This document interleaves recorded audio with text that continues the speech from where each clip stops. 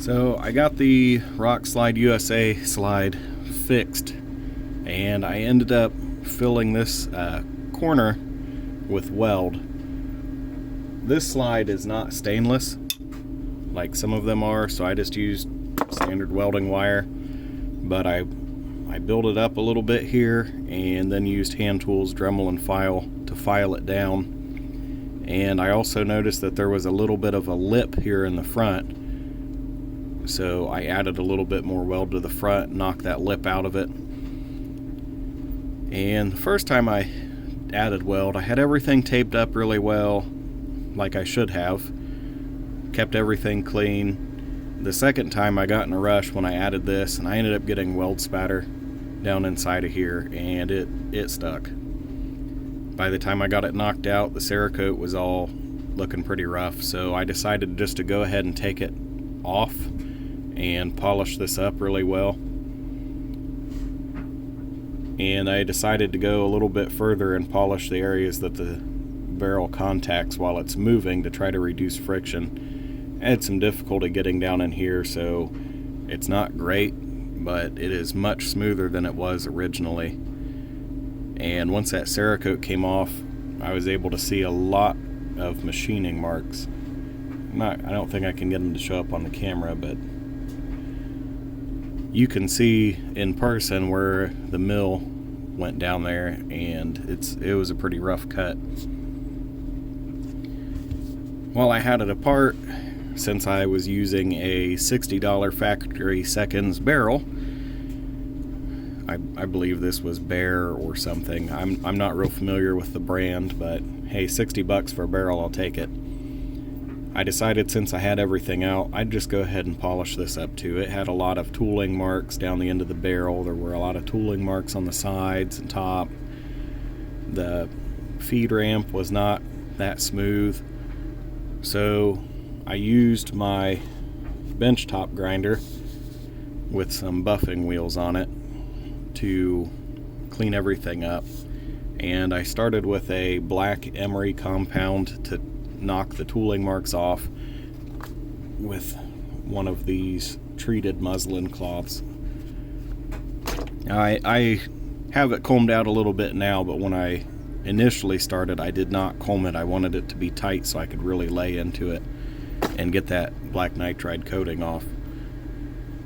After the black emery, I went to a white polishing compound, and I think just for fun we're going to take it up one more step. I ordered some Dialux, and we're going to take it next to the green, which is supposed to be the equivalent of a 60,000 grit wet sand, but you can't compare buffing compound directly to sandpaper. The way these are formulated, they've used different size grains in it, and as you're polishing, the larger grains kind of fly off. The smaller grains break down a little bit, and you end up with a, I don't know, more of a start to finish polish in one stick. And then after we're done with that, I'm going to take some of this Dialux Rouge and see how smooth we can get the feed ramp. I imagine it'll probably get scratched up pretty easily, but I want to try it just for fun. See how nice we can get this cheap barrel looking.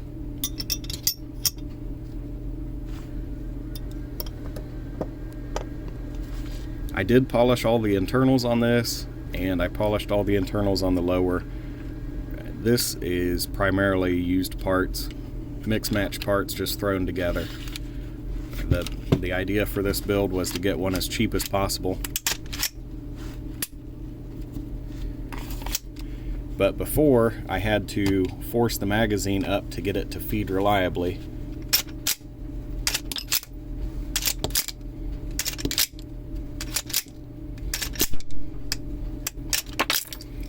As you can see now, it picks up the shells just like it's supposed to.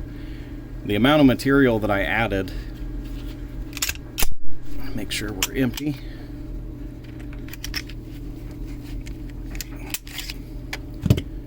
Alright, the amount of material I added here and then filed it back down brought it up to a 3.5 millimeter height I should have measured it before I started, but I don't think the height was wrong in the back. I think it was just the 45-degree angle it was cut at. It wasn't catching the cartridges until they were back here, and then they're coming up and slamming into the bottom of the slide and getting stuck. Another thing that I did was use some die marking ink and marked the corners where the barrel comes back into the slide. I don't know how to describe it. I didn't spend much of my time as a machinist, so I wasn't that great of one. But it almost seems like it was machined at an angle, because there was less material at the top than there was at the bottom. And when my barrel was coming back, it was smacking so hard down in here that it was knocking the Cerakote off. So I had a nice clean finish up here, and down here it was banged up so bad it was actually rolling material over on the slide on both sides. And some of that material, I think, is why I was having extraction issues, because the burr was interfering with this piece. So I went ahead and used a hand file to knock those down as well, and I just repeated the process of racking the slide repeatedly to mar up the dye ink until the parts stopped hitting so hard, and that was when I decided to polish everything up. But I think this one is about all the more work it's going to get for now, until we can get back out to the range and give it another test.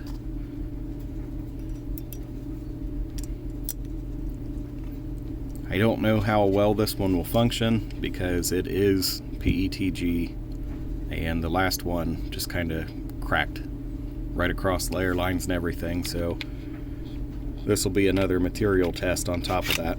Maybe we can get a few shots off and make sure this Rock Slide USA slide will function this time. In my opinion, the amount of work I had to do to get this to function properly, I don't think I would buy another one of these.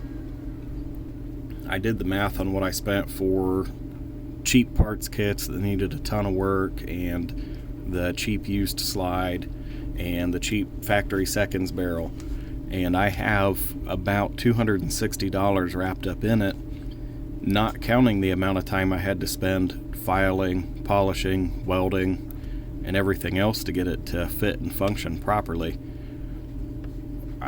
For $320, I could have just got a complete wolf upper, cleaned the oil and grease off of it, and been good to go. And if time is money, you know, how much time is it worth to save $60? And we're not even talking race gun quality parts here. We're talking the absolute cheapest parts I could find on eBay. So I don't expect it to function any better than a factory Glock would, but I guess we'll find out.